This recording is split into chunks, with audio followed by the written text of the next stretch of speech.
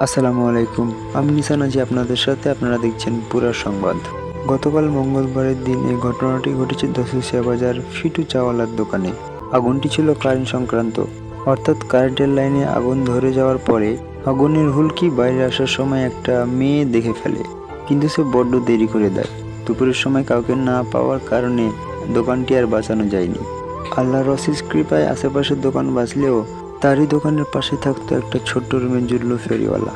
ফিটু চাওয়ালার দোকানের সাথে সাথেই সেই জুল্লু ফেরিওয়ালার দোকানটিও পুড়ে ছাই হয়ে গেছে এবং দোকানটির ভিতর অনেক প্লাস্টিকের মাল ছিল, যেগুলো পুড়ে গিয়ে জুল্লু ফেরিওয়ালাকে আজ পথের ভিখারি বানিয়ে দিয়েছে।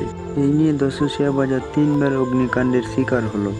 আমি আমার এই ভিডিওর মাধ্যমে পৃথিবীর প্রতিটা দোকানদারকে সতর্ক করতে চাই, আপনারা আপনাদের কারেন্টের ওয়্যারিং একটু ভালো করে করবেন এবং ভিডিওটি ভালো লাগলে সবাইকে শেয়ার করে দেখিয়ে দেওয়ার চেষ্টা করবেন।